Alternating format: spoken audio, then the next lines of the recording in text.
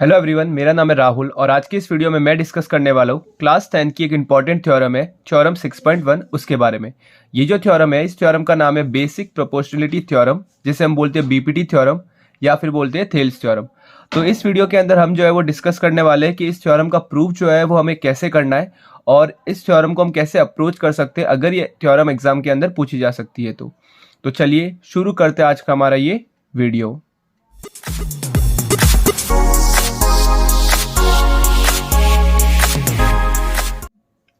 तो सबसे पहले हम थ्योरम का स्टेटमेंट पढ़ेंगे। स्टेटमेंट कुछ इस टाइप से है, if a line is drawn parallel to one side of a triangle to intersect the other two sides in distinct point, the other two sides are divided in the same ratio. मतलब क्या कि अगर मैंने triangle के किसी भी एक side के पैरेलल अगर कोई लाइन खींची, जैसे कि इस ट्राइंगल एबीसी के अंदर हमने ये लाइन डी बीसी के पैरेलल खींची जो कि ट्राइंगल के किसी दो डिस्टिंक्ट पॉइंट जो है उसको इंटरसेक्ट कर रही है, तो उस केस में होगा क्या कि जो अदर टू साइड्स मतलब ये वाली साइड और ये वाली साइड दोनों जो है वो सेम रेशियो में डिवाइड हो जाएगी। यानी कि जो AD अपॉन DB इसका जो रेशियो होगा वो इक्वल हो जाएगा AE अपॉन EC, इन दोनों के रेशियो के। तो अब इस थ्योरम का हम प्रूफ जो है वो कैसे करेंगे उसके बारे में हम इस वीडियो के अंदर बात करेंगे। तो सबसे पहले हमें गिवन है कि DE जो है वो BC के पैरेलल है और ये हमें प्रूव करना है। अब हम यहाँ पे क्या करेंगे, कुछ कंस्ट्रक्शन करेंगे इस क्वेश्चन को प्रूव करने के लिए। तो सबसे पहले हम यहाँ पर लिख लेते हैं कि कंस्ट्रक्शन के अंदर कौन सा स्टेप आएगा। तो हमें कंस्ट्रक्शन कुछ ये करना है यहाँ पर कि हम इस पॉइंट से यानी कि E पॉइंट से हम एक परपेंडिकुलर ड्रॉ करेंगे, किसके ऊपर, इस AB के ऊपर।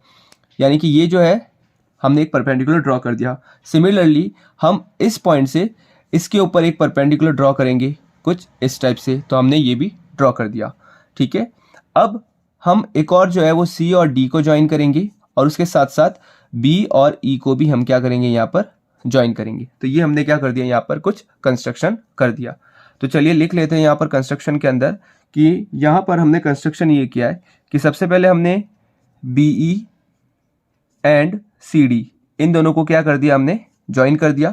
अब इसके साथ साथ हमने यहाँ पर और यहाँ पर परपेंडिकुलर ड्रॉ किया। तो आप चाहो तो इनको नाम दे सकते हो M और ये दे दिया हमने N। ठीक है, तो मैंने क्या किया, यहाँ पर मैं लिख लेता हूँ कि हमने EN एक परपेंडिकुलर ड्रॉ किया किसके ऊपर, AB के ऊपर, एंड हमने DM परपेंडिकुलर ड्रॉ किया किसके ऊपर, AE के ऊपर या फिर AC के ऊपर हमने एक परपेंडिकुलर ड्रॉ किया।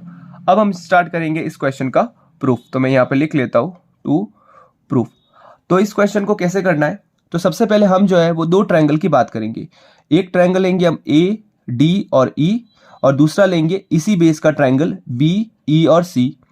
उसके बाद में हम सेम ट्रायंगल लेंगे अगेन AD और E, बट हम ट्रायंगल इस बार दूसरा चेंज करेंगे CD और E।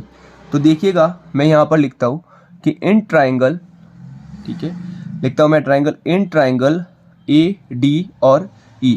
अगर इस ट्रायंगल AD की बात करूँ तो हमारा जो इसका एरिया हो जाएगा, area of triangle ADE। Area of triangle होता है हाफ बेस इनटू हाइट। तो अगर मैं बात करूं यहाँ पर, तो अगर मैं इसको अगर हाइट कंसीडर करता हूं तो इसकी बेस हो जाएगी इस ट्रायंगल की AD। तो मैं लिख सकता हूं कि हाफ बेस इनटू हाइट। ठीक है, इसको हमने दे दिया फर्स्ट। सिमिलरली उसके बाद में मैंने बताया था कि आपको BDE नीचे वाला ट्रायंगल लेना है, तो मैं लिख सकता हूं area of BDE is equal to half base. तो अगर इस ट्रायंगल की मैं बात करूं तो इस ट्रायंगल की बेस क्या हो सकती है, तो अगर आप ध्यान से ऑब्जर्व करेंगे बेस वही होती है जो हमारी हाइट से क्या होती है, जुड़ी होती है। तो इस ट्रायंगल के अंदर हाइट तो नहीं है, बट हाइट हम जो है वो कैसे फाइंड करेंगे, इस ट्रायंगल का ये वाला पॉइंट यहां से परपेंडिकुलर ड्रॉ किया है और इस BD साइड को इसी ट्रायंगल के ऊपर एक्सटेंड किया गया है। मतलब ये वाली जो होगी वही इस ट्रायंगल की क्या होगी, हाइट होगी। ठीक है, यानी कि हमने क्या किया, इस ट्रायंगल की एक साइड से हमने 90 डिग्री ड्रॉ किया और उसको किसी ट्रायंगल की दूसरी साइड से, इसी ट्रायंगल की दूसरी साइड से ज्वाइन कर दिया। तो इस पर्टिकुलर ट्रायंगल BD के अंदर हमारी EN जो है वो इस ट्रायंगल की हाइट होगी और ये जो BD है वो इस ट्रायंगल की क्या हो जाएगी, बेस। तो यहां पर बेस तो हो जाएगी हमारी क्या, BD, और हाइट हो जाएगी क्या, EN। ठीक है, ये हमारी दे दी इक्वेशन सेकंड। अब हम ADE को दूसरी बार लेंगे, बट इस बार हम बेस AE लेंगे और हाइट DE लेंगे। तो देखिएगा इसको भी मैं यहाँ पर लिखता हूँ कि area of triangle again ADE is equal to half base into height. क्योंकि इस ट्राइंगल के 2 हाइट है तो बेस भी 2 होगी, तो AE क्या हो जाएगी बेस और हाइट हो जाएगी इस बार DM। इसको हमने नाम दे दिया इक्वेशन 3। सिमिलरली हम लेंगे अब की बार एरिया ऑफ ट्राइंगल CE और D। तो इसका हो जाएगा हाफ, बेस हो जाएगी CE और हाइट हो जाएगी इसकी DM।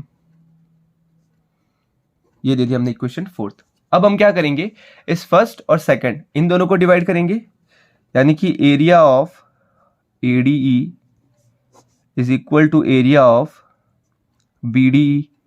अगर इन दोनों को डिवाइड करता हूं तो ये भी दोनों आपस में डिवाइड हो जाएंगे, यानी कि हाफ AD इंटू EN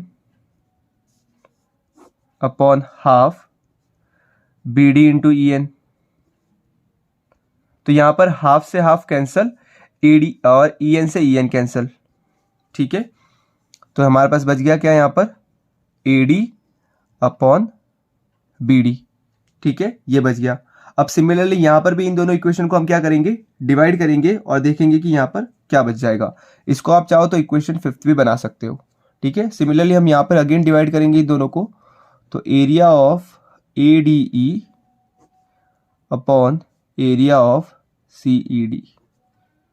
तो इसमें भी क्या हो जाएगा, इसमें भी हमारे पास हाफ से हाफ जो है वो कैंसिल आउट हो जाएगा और फिर हम इसको क्या कर लेंगे, सॉल्व कर लेंगे। तो मैं यहां पर लिखता हूं half AE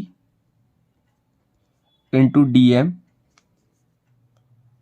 upon half CE into DM। तो यहां पर आप चेक करोगे तो DM से DM कैंसल, हाफ से हाफ कैंसल। ठीक है, तो यहां पर क्या बच जाएगा हमारा, तो अगर हम इसको अच्छे से चेक करेंगे तो हमारा यहां पर बच जाएगा क्या, AE अपॉन CE। ठीक है, ये हमारा यहां पर बच जाएगा। अब देखिए इसके अंदर आगे, इसको हमने मान लिया इक्वेशन 6। अब यहां पर अगर आप इस फिगर को ध्यान से देखेंगे तो इस फिगर के अंदर ट्राइंगल BDE और ट्राइंगल CED, ये दोनों ट्राइंगल जो है, ये दोनों की बेस जो है वो सेम है DE और दोनों ही सेम पैरेलल लाइन के बीच में बने हुए हैं। ठीक है, तो अगर ये दोनों ट्राइंगल सेम लाइन के बीच में बने हुए हैं और इन दोनों की ये जो लाइन है वो यहाँ पर पैरेलल है, तो उस केस के अंदर इन दोनों ट्राइंगल का जो एरिया होगा वो भी इक्वल होगा। ठीक है, ध्यान से सुनना, हमारे ट्राइंगल BDE और जो ट्राइंगल CED, ये दोनों ट्राइंगल जो है, दोनों की अगर मैं बेस की बात करूं तो DE जो इस ट्राइंगल के अंदर एज अ बेस काम कर रही है और ये दोनों सेम पैरेलल लाइन के बीच में बने हुए हैं। तो उस केस के अंदर अगर कोई भी 2 ट्राइंगल सेम पैरेलल लाइन के बीच में बने हुए हैं और दोनों एक ही बेस को अगर शेयर करते हैं तो उन दोनों का एरिया क्या होता है, इक्वल होता है। ये हमारी एक थ्योरम है। तो हम उसी थ्योरम के बेसिस के ऊपर यहाँ पर ये जो BDE है और ये जो CED है, ये दोनों आपस में क्या होंगे, इक्वल होंगे। मतलब हम क्या कर सकते हैं, इसी इक्वेशन 6 को हम इस फॉर्म में भी लिख सकते हैं, या आप चाहो तो इसके अंदर भी चेंजेस कर सकते हो। तो मैंने लिख दिया ADE upon area of BDE को लिख दिया मैंने CDE, या फिर CED भी आप लिख सकते हो। तो यहाँ पर मैं क्वेश्चन के अकॉर्डिंग मैंने लिख दिया CED, और ये किसके इक्वल है, ये इक्वल है AD अपॉन BD के। तो अगर आप अब चेक करोगे तो इस इक्वेशन की जो लेफ्ट हैंड साइड है उसमें भी ADE और CED है और इस इक्वेशन की लेफ्ट हैंड साइड में भी ADE और CED है। अगर लेफ्ट हैंड साइड दोनों में इक्वल है तो मैं कह सकता हूं कि ये जो राइट हैंड साइड है वो भी इक्वल होगा। तो इसको अगर मैंने नाम दे दिया 7, फ्रॉम 6 and 7 हमारा जो AD इज अपॉन BD होगा वो इक्वल हो जाएगा इस AE अपॉन CE के।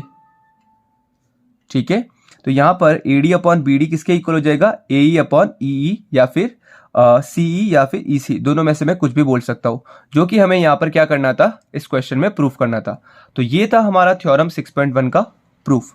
आई होप कि आपको ये वीडियो पसंद आया होगा। आप हमारे चैनल पर अगर पहली बार विजिट कर रहे हैं तो चैनल को सब्सक्राइब जरूर करिएगा। Thank you so much.